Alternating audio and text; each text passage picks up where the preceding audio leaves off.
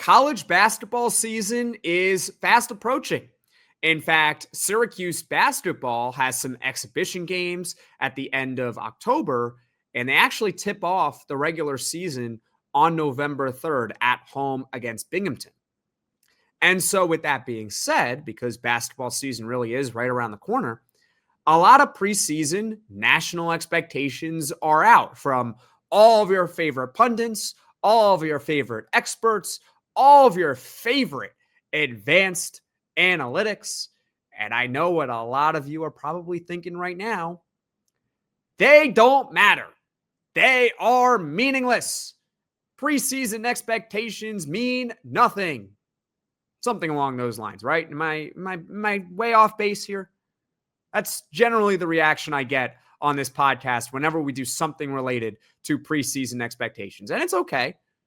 It's okay, but I'm usually the one who has to come on here and say, hey, I like preseason expectations from national people. I like it from outside of Syracuse because it offers a different perspective. Whether they're right, whether they're wrong, at least it's someone else is paying attention to the program outside of us.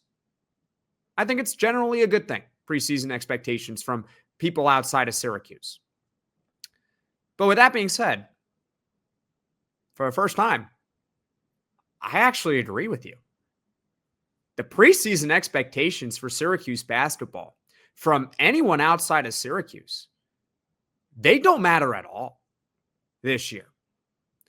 The expectation for Syracuse is to make the NCAA tournament in 2025-26, or else, well, you can fill in the blank what happens. We could talk about the national preseason expectations. In fact, let's do it.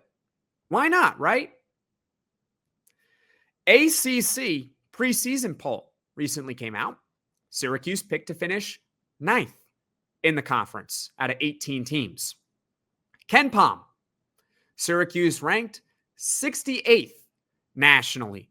Now, I know what you might be thinking. Well, Jackson, I mean, that's tournament expectations right there, right? That's tournament expectations. Not exactly. Yes, the NCAA tournament has 68 tournament teams. So in a hypothetical fantasy land, being the 68th best team in the country means you're a tournament team. But you have to keep in mind all the automatic qualifiers that get into March Madness. Think about all the conferences out there that get one team in because that team simply won their conference. Auto bids.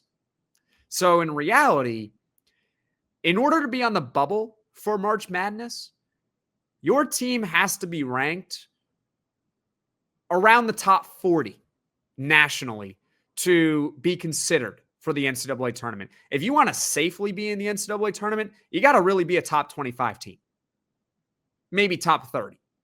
But once you get to 35, 40 nationally, you're on the bubble to make the tournament because of all the automatic qualifiers that get in. So being 68th in KenPom sounds good, but in reality, it's not very good for Syracuse basketball. Evan Maya used that tool a ton in the offseason to provide further context on a lot of Syracuse basketball's transfer portal additions they made. Well, Evan Maya has Syracuse at 63rd nationally, and Bart Torvik has Syracuse at 61st nationally. The preseason Associated Press top 25 also came out. The Orange were, unsurprisingly, not in the top 25, and they also did not receive a single vote to be top 25 in the nation in the preseason. And ESPN bracketology. We all love Joe Lenardi here on Locked On Syracuse. I know we do, and I know he loves Syracuse basketball. Syracuse not listed in the first ESPN bracketology. In fact, Syracuse not even listed as a bubble team. So once again, the national media and the national advanced metrics that are available to all of us, they don't have Syracuse in the NCAA tournament. They don't have high expectations for Syracuse. And what I would say in normal circumstances is, hey, you know what?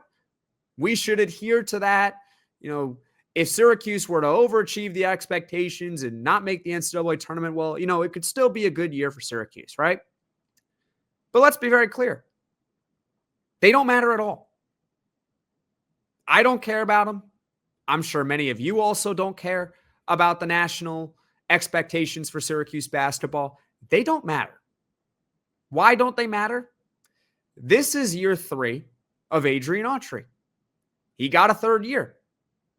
This is his chance to prove it. He hasn't made the tournament in his first 2 years. We're already seeing how it doesn't take multiple years really to build a very competitive team. We're seeing that with Louisville and Pat Kelsey. This is now year 3 for Adrian Autry. This is it. This is his shot. Make the NCAA tournament this year? Great. Miss the NCAA tournament? You can fill in the blank what happens next to Adrian Autry and a lot of this coaching staff as well. Because Syracuse, they have not made the NCAA tournament since 2021. And yes, I know that predates Adrian Autry being the head coach, but he's contributed to half of the drought. And he just led Syracuse to its worst season since before man landed on the moon. That is a fact. You can look it up. It's a fact. Based on win percentage, it's the worst season since before man landed on the moon. So this is a year with Syracuse basketball where it's not about proving people wrong. It's not about, Ken Pom has a 68, or the ACC media poll, the ACC poll has Syracuse 9th, or ESPN bracketology doesn't have Syracuse in it, blah, blah, blah, blah, blah. They're wrong, this, that. It doesn't matter. None of it matters. This team is either going to make the tournament and we're all going to be happy and it's going to be awesome and Syracuse will have Adrian Autry and the staff back for year 4, or they're not going to make the tournament and this staff will probably be gone and many of the players will be gone as well.